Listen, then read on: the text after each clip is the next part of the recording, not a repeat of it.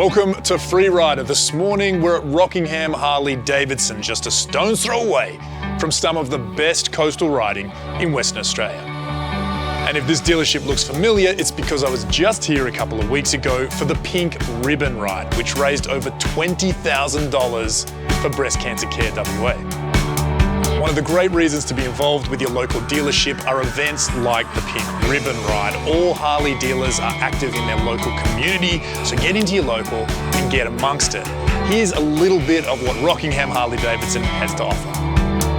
Huge floor space for new and used bikes, a great gear and merch selection, regular custom shop builds available for purchase, service and custom workshop area, and friendly staff who love Harley.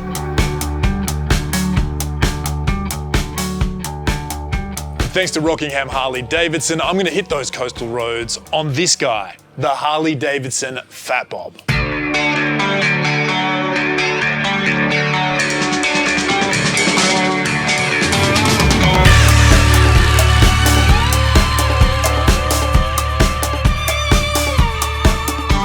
Perth has the best weather for riding. It's a dry heat.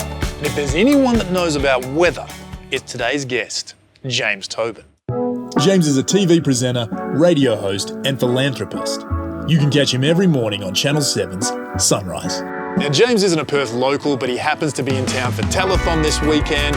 We're going to ride down through Fremantle to Gill Street Cafe in Mosman Park. It's one of my favourite spots to grab a coffee. And as always, the ride is available in the H-D app on your smartphone.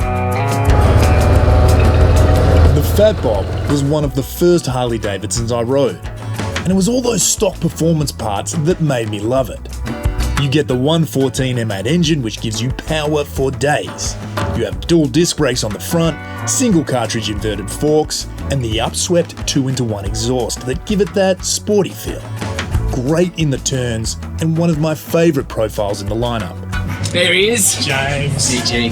How are you, mate? Good to see you. Great to see you too. On this side of the country. Welcome to Perth. Oh, mate, I love Western Australia. It's good to be here. I know you do. It's good to have you. Thank you. And I like your bike. Looks fast. What do you think of the colour?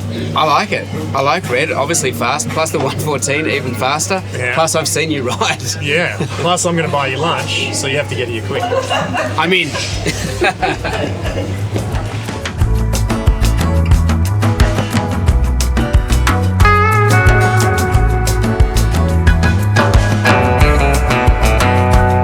See you, man.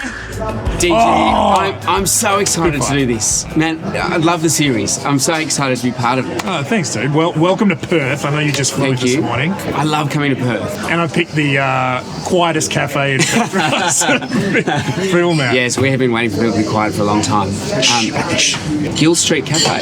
It's cool. Yeah, nice, right? Now, the last time I saw you, mate, you were dressed up like the gold Logie. I apologise to anyone else. Yeah, Could be a good riding outfit, you know, like drop the gold on and... Totally, maybe. You definitely get visibility. I think that's going to come back and haunt me. Like, I feel like that suit's going to come back every 5 years in my life. Maybe every year the Logies. Tell me about Sunrise. How did you get into that line of work? I wanted a bit of an interesting job. I thought, all of my mates are at pubs and cafes. I want to try find something different. And I ended up working at a radio station. A friend rang and his manager said there's this kids TV opportunity and I want to put James forward for it. Would he be up for it? And that was at Nickelodeon. I did that for a year, which was amazing. Started doing some stuff at like it just kind of, it was right place, right time, and a couple of lucky opportunities, and then one day Sunrise called, and it's been like, man, it's been over 15 years. Do you get used to having crazy stuff when you're doing a cross, like, or people coming up and interrupting, or you go to interview someone and you're like, how do you feel? And they're like, good. I reckon that's the gold. Yeah. Like, you turn up at a situation with a plan, and if it all goes to plan, it's a bit boring. So then the challenge just becomes, we want to get the messages across, but also we need to make it fun. So how do we find some stuff we can do in our weather crosses that both serve a purpose but also make it interesting for the people watching at home? Because they don't want to just be served messages. They want They fun, want to be exciting entertained. telly. It's like that segment, like they're expecting some entertainment out Exactly. of it, right? When it crosses Exactly. over. Hence the Logie suit. It's like you said, it was great. Sometimes, if there's nothing else going on, you got to jump on that grenade. Mate, I and take modelled one for the 20 team. years, so I definitely felt for you when I was like, yeah, I've done much worse. Speaking of which, I got into modelling because of Zoolander, What? right? The film Zoolander. Now, did Anchorman have any bearing? Actually, it had a on your huge weatherman bearing. It had a huge bearing. Ron Burgundy is my all-time hero. Yeah. Now, let's talk about motorcycles, man. Yeah. How did you get into riding? What was that first kind of introduction to motorcycles? I went and got my motorbike license and bought a motorbike without telling anyone else I was doing it. And I was going to interview Hugh Jackman for the Wolverine movie. Yeah. They set up this kind of Wolverine course for the people doing the interview, so you could scale a wall, and there was this beautiful 1960 handhead there, and if you had your motorbike license, you could ride it. Oh. And no one else that was doing an interview had a license.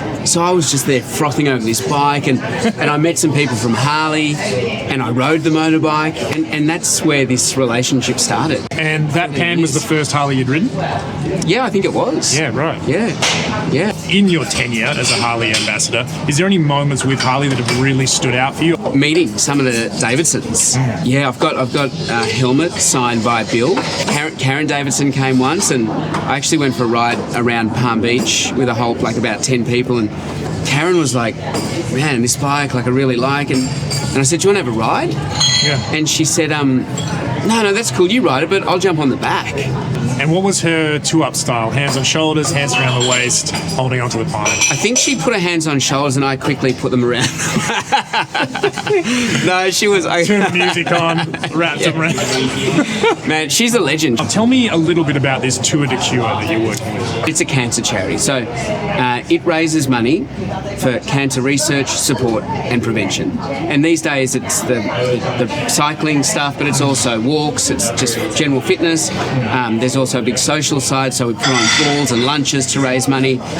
But in a simple way, Tour de Cure raises money, and then we give that to organisations that do the work. Cancer is something that it affects everyone. I was involved with Tour de Cure when Mum was alive, but my mum ended up dying from breast cancer. And every family has a story, everyone has a friend. Like, it touches everyone. So it really does. That's sort of the charity that I mainly get involved with. Fantastic. James, great to see you today, man. TG, appreciate you coming in. So much fun. Thank so you. Good to see you. And that's it for today's episode. For more information, www.biketalks.com.au, and join us next week for the Harley-Davidson 120th anniversary celebrations in Adelaide. We're going to sit down with the managing director, Nigel Kao. Remember, ride free.